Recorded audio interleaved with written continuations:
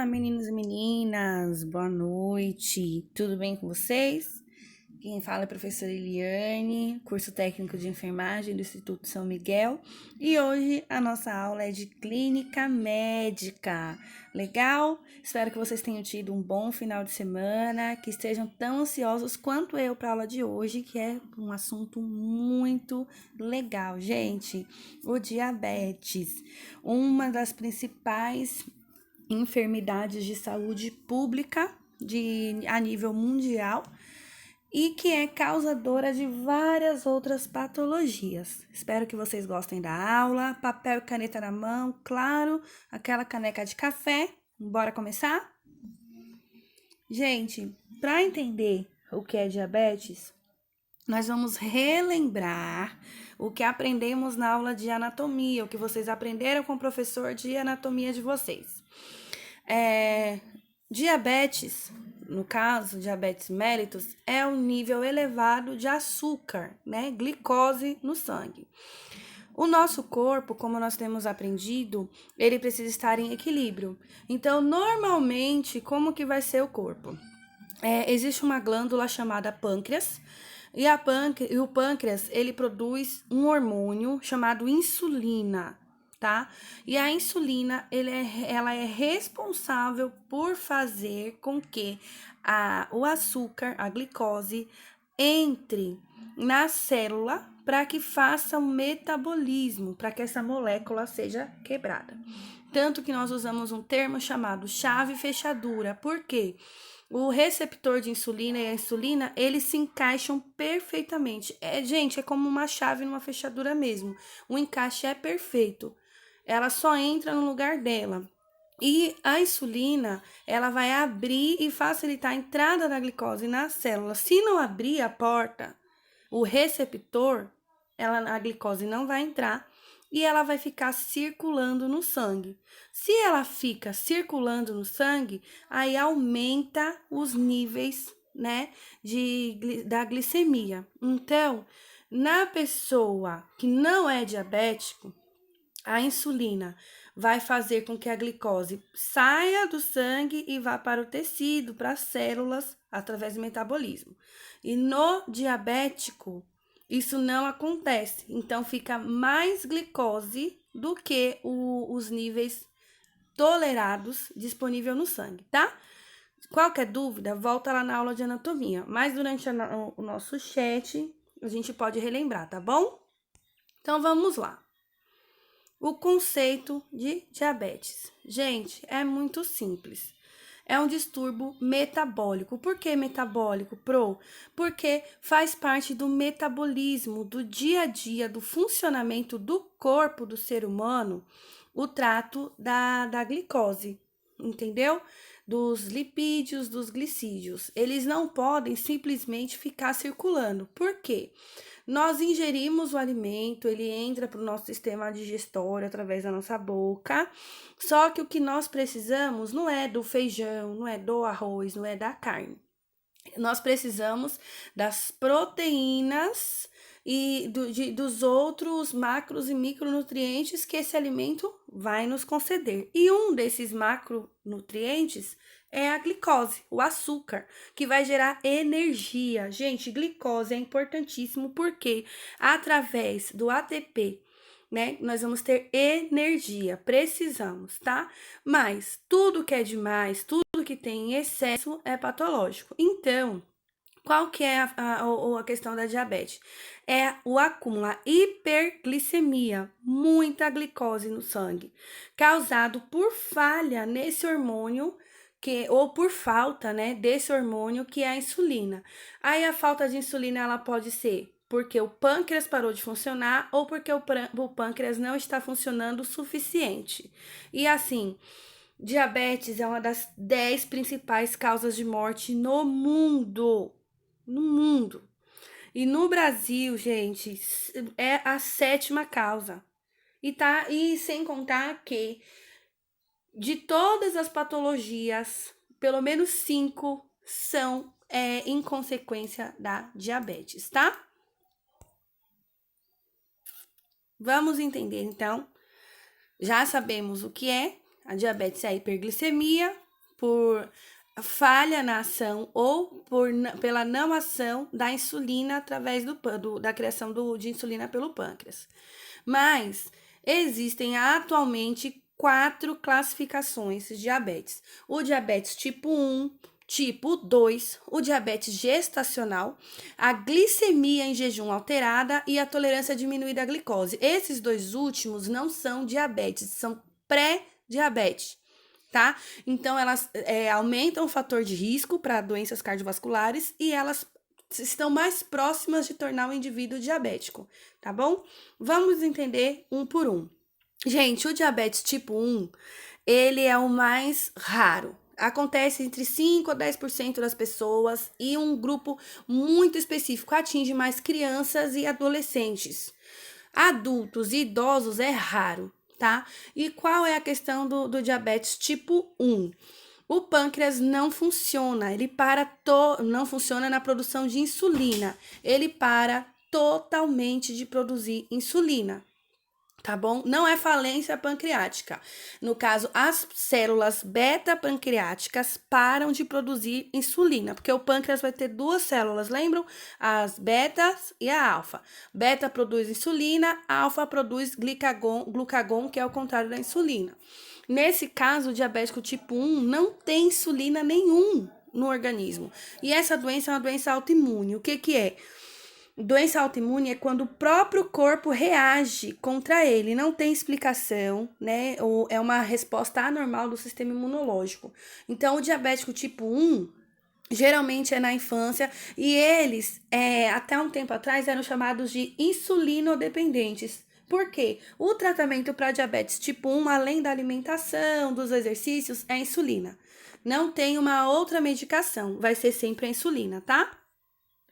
Já o diabético tipo 2 é a pessoa que se torna diabético, que desenvolve o diabetes mellitus. Por quê? Por defeito na secreção ou na ação da insulina. Como assim, defeito na secreção? Por algum motivo, o pâncreas não está produzindo insulina o suficiente. Ou a insulina não está funcionando da forma correta. Por quê? Lembra da chave fechadura? Por algum motivo não está encaixando ou não é o suficiente para suportar a dieta do paciente, que influencia muito. Sabe por quê? A maior parte de portadores de diabetes tipo 2 são obesos acima dos 45 anos de idade. Então, quer dizer o quê? A pessoa tem um consumo tão elevado de glicose que o organismo não suporta, né? E aí a obesidade acaba sendo mais forte do que a resistência à insulina. O pâncreas da pessoa, nós podemos dizer que não dá conta de produzir insulina o suficiente, tá? E também pode ser desenvolvido por fatores exógenos. O que são fatores exógenos, gente? O uso de medicações, processos infecciosos que venham a agredir o pâncreas, tá? Aí pode desenvolver as lesões pancreáticas e fazer com que o pâncreas desse indivíduo não sintetize a insulina o suficiente e vai ter muita glicose circulando no sangue dele. Então, diabetes tipo 2 é o mais comum, de 90 a 95% dos pacientes, a grande maioria obesos, ou seja, qualidade de vida, processo alimentar, sedentarismo, né? São fatores agravantes. Claro, tem o fator genético? Tem, mas o diabetes nós vamos ver mais pra frente que tem como prevenir. E é melhor prevenir do que remediar, gente.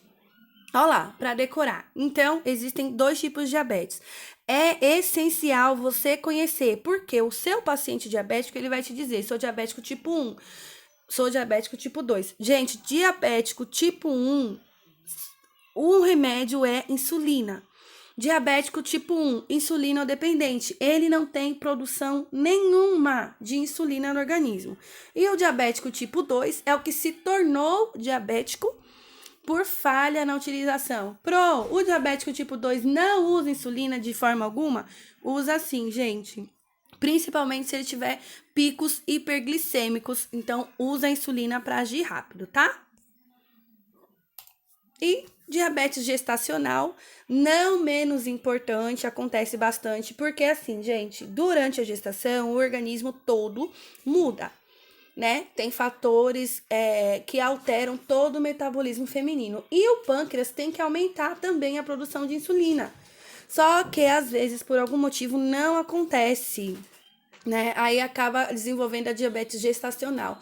E geralmente os bebês de mães diabéticas gestacional ou que já têm o diabetes, eles têm a macrosomia fetal, eles são grandes, né? São bebês grandes, tem o risco de hipoglicemia neonatal também, de obesidade na vida adulta, aumenta o risco de parto prematuro. Então, a mãe diabética, ela precisa de um acompanhamento especial no pré-natal, além de uma dieta saudável, tá?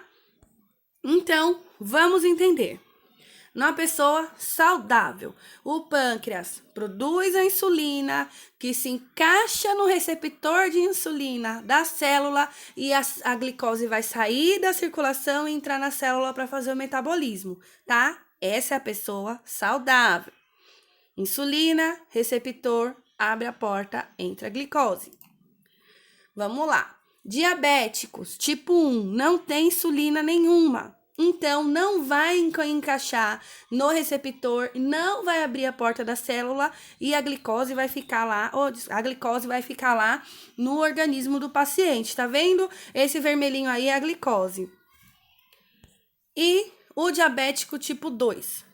O pâncreas produz a insulina, mas por algum motivo a insulina não se encaixa no receptor. Por isso, não vai abrir a porta da célula para receber a glicose, tá? Porque a célula é um ambiente fechado. A entrada dos nutrientes é através de portas. Não abriu a porta para a entrada da glicose, a glicose vai ficar circulando no sangue. Gente, vamos lá. Tipo 1, não produz insulina. Tipo 2, produz insulina, mas por algum motivo ela não se encaixa no receptor, tá? E nas duas formas a glicose fica rolando no sangue do paciente e não entra na célula. Por isso aumenta os níveis de glicose na circulação sanguínea, tá bom? Isso é a diabetes. Ótimo, Pro, entendi o que é diabetes. E o que ela causa? Bora lá aprender os principais agravos da diabetes. Primeiro, a pessoa diabética ela vai desenvolver alguns sintomas que vão dar um alerta e ela vai desconfiar, vai fazer os exames e descobrir que é diabético. Quais são esses sintomas? Termos técnicos: poliúria, polidipsia, perda de peso, polifagia, visão turva e astenia. Gente, poliúria aumenta a micção.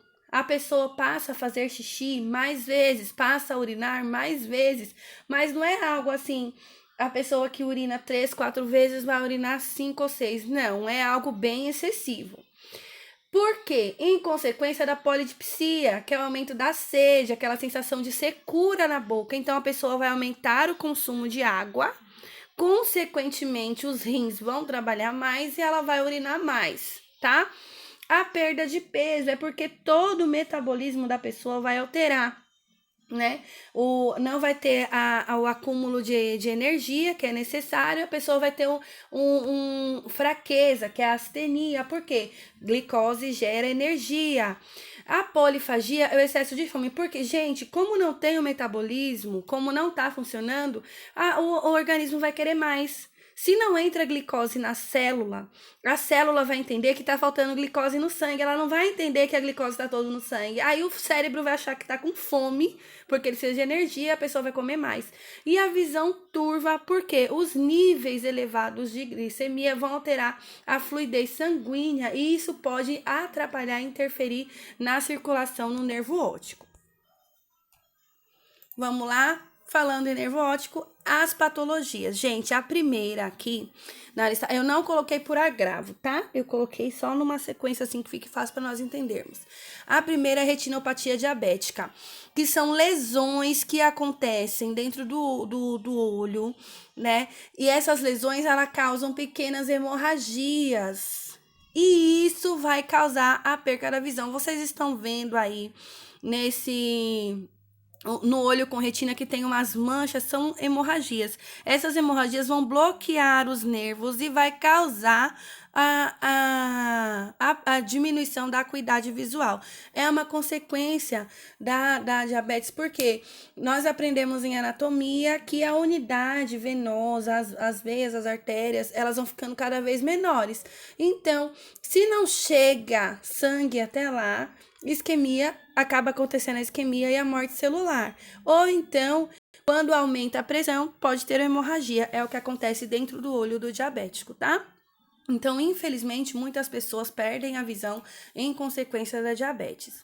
A próxima consequência que a pessoa diabética pode desenvolver era a neuropatia diabética, que é a inflamação dos nervos. E o que vai acontecer? Vai diminuir a circulação, né? Esses nervos, eles param de receber as informações do cérebro, porque como funciona? Os nossos nervos, eles recebem os comandos através da bainha de mielina, que tem a condução saltatória. O que é? Ela não segue uma linha reta, ela vai saltando entre um e outro. E assim, os impulsos nervosos passam os nossos nervos e chegam, né? Os estímulos chegam para que nós possamos exercer as funções, para que os estímulos sensitivos também. E quando esse sistema, quando essa condução nervosa não acontece porque precisa do sangue, quando o sangue não chega até lá, os nervos vão perdendo a sensibilidade. Eles vão murchando porque eles perdem a irrigação, eles perdem a nutrição. Então, a pessoa que tem a neuropatia diabética, ela vai começar a perder a sensibilidade.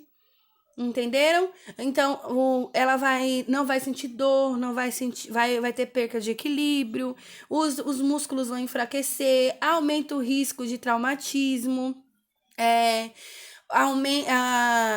vai mudar a questão da sensibilidade, inclusive no que se diz respeito à vida sexual, tá? Por quê? Porque perde a sensibilidade nervosa. Então, a neuropatia diabética vai interferir, o diabetes vai interferir na comunicação nervosa e a pessoa vai perder a sensibilidade.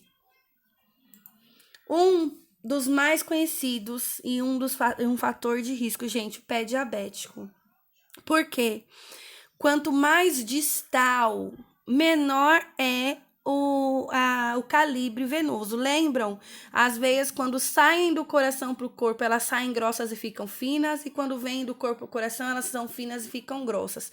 Então, como tem muita glicose correndo no sangue do meu paciente, o sangue dele vai ficar grosso.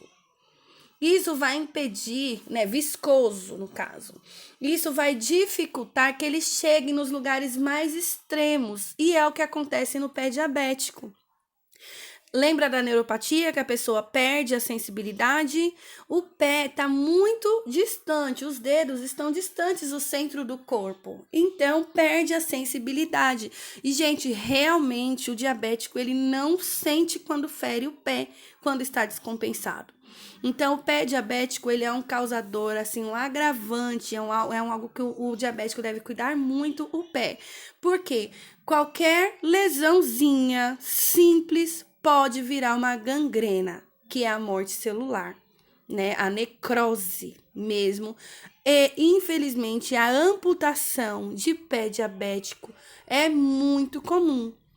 E às vezes começa com o dedinho, aí vai para metade do pé, a todo o pé, toda a perna. E existem pessoas que perdem a perna inteira porque a circulação fica comprometida em consequência do diabetes, tá? Gente, acredito que vocês já entenderam, né? Vocês já conseguem fazer isso, que o infarto e o AVC, eles são mais ou menos a mesma coisa em locais diferentes? Então, no diabético, a incidência de infarto e de AVC, gente, ainda é de 2 a 4 vezes maior do que em qualquer outra pessoa, tá? Por quê? Porque a possibilidade de criar placas de aterosclerose é maior ainda por causa da viscosidade sanguínea e do aumento da pressão no interior das veias por causa dessa viscosidade. Geralmente o diabetes ele pode estar associado a uma outra patologia, então o sistema circulatório cardiovascular fica muito comprometido em consequência do diabetes. Então, a probabilidade de ter um infarto ou de ter um AVC é bem maior para a pessoa diabética. E uma outra coisa também que o diabético tem uma probabilidade maior é de infecção. Por algum motivo, gente, os níveis do sistema imunológico do diabético, ele cai. Tem um aumento, né, no nível de glóbulos brancos. Então, tem não se combate, não tem o combate mesmo à infecção da forma como o corpo deveria reagir, justamente por causa do alto índice de açúcar no sangue, né? O elevado de açúcar no sangue interfere na resposta do sistema imunológico, na resposta do próprio corpo do diabético em reagir a infecções. Então, o diabético, ele tem sim um alto índice de probabilidade de desenvolver infecção bacteriana, infecções fúngicas. Estamos no momento do Covid-19, que é um vírus, é uma infecção viral. E o diabético, ele é uma pessoa de risco justamente porque o seu sistema imunológico já está comprometido por questões do diabetes. Então, todo cuidado é pouco. E não é qualquer infecção, qualquer simples infecção no diabético pode evoluir para algo mais grave, justamente por essa dificuldade na resposta do sistema imunológico, tá? Olha lá, gente. E o tratamento? Para o diabético tipo 1, o tratamento vai ser insulina, tá? Sempre. Para o diabético tipo 2, nós vamos usar hipoglicemiantes orais, tá? E aqui eu coloquei todos os grupos para vocês e essa será a nossa primeira atividade, tá bom? Eu vou explicar para vocês lá no chat. Então, nós temos as biguanidas que atuam no fígado. Basicamente, elas vão atuar no fígado para reduzir a síntese de glicose no fígado, tá? Temos os inibidores de DPP-4 e GLP, que eles vão induzir a diminuição da glicemia, colocando mais insulina no pâncreas. Aliás, estimulando o pâncreas a produzir mais insulina, tá? E ao mesmo tempo, eles vão atuar no fígado, induzindo a diminuição da síntese de glicose no fígado, porque o fígado, quando falta glicose, o fígado ele degrada o glicogênio, que é o acúmulo de glicose que o fígado cria para usar glicose quando falta. Né? E quando como a glicose não está entrando na célula, está na circulação, o fígado entende que está faltando, vai, libera mais glicose, aumenta mais ainda os níveis, tá? A insulina, que tem a produção da insulina injetável para substituir ou atuar juntamente com a que o pâncreas produz. Tem os inibidores da alfa-glicosidase, que são usados geralmente após as refeições para ajudar o organismo na diminuição da absorção de carboidratos, para fazer com que os carboidratos passem pelo sistema digestório sem serem absorvidos, tá? As sulfonilureias, gente, difícil falar, né? Meglicanidas também. Parabéns pro pessoal de farmácia que falam tudo assim perfeitamente. Eles vão estimular o pâncreas também na produção de insulina. E as glitazonas, né? Que ajudam o organismo a utilizar a insulina. Lembra da chave fechadura? Por algum motivo não está encaixando, a função das glitazonas vai ser o transporte mesmo da glicose para o interior da célula. Vai ser fazer o processo de chave e fechadura, tá? Bora lá! Ó, como a Pro é legal! Diabetes tipo 2. Gente, as biguanidas, um exemplo, a metformina. A metformina geralmente é de primeira escolha, tá? Vai atuar no fígado. O uso atual é entre 1.250 miligramas, 2.550 miligramas por dia, geralmente 2 vezes, via oral. Esses são via orais, lembram? A metformina ajuda na redução de peso, porque lembram que o fígado faz o acúmulo de glicose, como ela vai atuar no fígado, vai diminuir esse acúmulo. Vou tomar metformina para emagrecer. Gente, não. A metformina, ela vai ajudar na redução do peso por causa do funcionamento do fígado diabético que está alterado. Quem não tem diabetes vai tomar insulina e vai desenvolver uma outra patologia. E outra coisa, para perder peso, nós fazemos reeducação alimentar e atividade física, tá? Vai atuar no sistema gastrointestinal, então às vezes causa náusea, vômito, diarreia durante o período de adaptação, tá? E quais são as contraindicações da metformina, gente? Pro meu paciente insuficiente renal crônico, pro hepatopata, lembra quem como atua no fígado? Se você vai mexer mais ainda no fígado de um hepatopata, você pode prejudicar a pouca função que ela tem. E idosos acima de 80 anos, justamente para proteger o fígado, tem que dar uma olhada, tem que tomar um cuidado no uso da metformina, tá? O próximo, a arcabose, né? O miglitol. Ele vai, lembra que eu falei os que atuam diminuindo a absorção de carboidratos? É isso que o Arcabol faz, tá? Uma dose é de 150 a 300 miligramas VO, sempre, né? Fracionadas em até 3 vezes ao dia, porque o médico, ele vai analisar caso a caso, tá bom, gente? E um efeito colateral vai ser o aumento de gases e diarreia, tá? Justamente porque o intuito é reduzir a absorção de carboidratos, tá? A glitazona, né? A pioglitazona, que vai atuar no pâncreas direto, tá?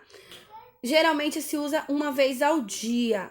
Depende dos casos. É contraindicado para pacientes que têm insuficiência cardíaca, porque ele é risco de edema, né, de restrição de líquidos, tá bom? Também causa muita dor de cabeça, gente. Vai ser analisado o caso, como eu falei para vocês. E a sulfonilureia, né? A glicazida, a glimepirida, que também são muito utilizados. Eles vão atuar também no pâncreas, aumentando a produção de insulina, tá bom?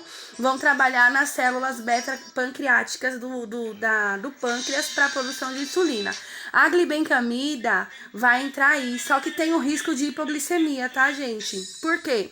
A pessoa que usa a glibenclamida, né, sulfonilureia, ela tem que se alimentar de forma correta. Ela não pode ficar muito tempo sem se alimentar, porque como ele vai estimular a produção de insulina no pâncreas, a pessoa pode ter a degradação de glicose muito rápida e dar uma hipoglicemia, tá bom? Prof, tem que aprender tudo isso agora? Não, gente, vamos estudar aos poucos, vamos lendo, relendo, não decore, estude que você aprende. E, claro, não menos importante, muito pelo contrário, importantíssimos, o cuidado de enfermagem ao meu paciente diabético. Gente, o paciente diabético precisa ser muito bem orientado. Eu vou ser professora dele? Vai, nós precisamos orientar o nosso paciente diabético quanto aos riscos que ele corre. Em nível hospitalar, nós temos que monitorar a glicemia, paciente em pré e pós-operatório, por questões da cicatrização do diabético, que é mais complicada. Necessitamos uma atenção maior a esse controle de índice glicêmico, tá? Nós temos que, quando for a nível de posto, temos que fazer uma anamnese excelente para conhecer o nosso paciente, registrar tudo no prontuário, porque às vezes uma informação simples passa, mas é algo importante. Por quê? O meu paciente, ele pode não compreender que arroz se transforma em açúcar, pão se transforma em açúcar, macarrão se transforma em açúcar e ele simplesmente para de consumir o açúcar branco e continua consumindo as outras coisas. Então, eu preciso orientar o meu paciente, tá?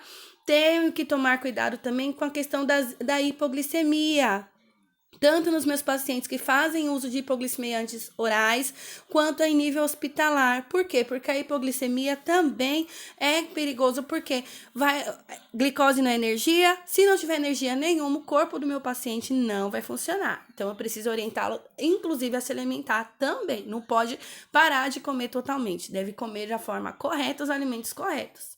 Para isso que o nosso trabalho é multidisciplinar e vai ter sempre um nutricionista nos ajudando, tá bom? Tenho que incentivar o paciente a cuidar da higiene oral, para evitar sangramentos e infecções na gengiva, gente, porque a cicatrização do meu paciente diabético, então isso pode desencadear uma patologia pior. Então, a higiene com os pés também é importantíssimo por causa das consequências do pé diabético, tá? E o paciente diabético tipo 2, gente, é essencial, imprescindível que mantenha a vacinação em dia, principalmente contra a influenza, que é o vírus da gripe, certo? Compreenderam? Agora tá aí mais um mapa para facilitar a compreensão do conceito de diabetes. Vamos lá, os critérios, gente. O que é diabetes? É um nível elevado de glicemia em jejum, igual ou superior a 126. E a glicemia, depois de 2 horas da alimentação, superior ou igual a 200, tá? No exame de hemoglobina glicada, que é um exame mais específico, se for maior ou igual que 6,5%. E em dias aleatórios, se estiver igual ou maior que 200 e com sintomas de hiperglicemia, que são aqueles que eu falei, sede excessiva, urina excessiva, são critérios de diagnóstico do meu paciente, tá? Como ele vai ser classificado? Gestacional, que acontece ou desenvolve durante a gestação, ou tem a primeira crise durante a gestação. O diabético tipo 1, que é o insulino-dependente, ele tem o pâncreas dele realmente não funciona, tá? E predomina em crianças e jovens. O diabético tipo 2, que é quando o pâncreas funciona, mas não o suficiente, ou a insulina não está se enquadrando com os padrões celulares. Acontece geralmente em obesos acima de 45 anos, tá? E o tratamento? Dieta, exercício físico, sempre. Qualidade de vida, nada de sedentarismo, nada de álcool e fumo. Para o diabético tipo 1, a medicação sempre vai ser a insulina, porque ele não tem insulina nenhum no organismo. No diabético tipo 2, serão os hipoglicemiantes orais e, em alguns casos, também a insulina. Certinho, galerinha? Aqui estão as nossas referências. Dúvidas? Claro, um monte, ótimo. Conhecimento gera dúvida. Me chama lá no chat que eu tô lá esperando vocês, tá bom? Gente, muito obrigada pela aula de hoje. Um beijo, boa noite. Tchau, tchau.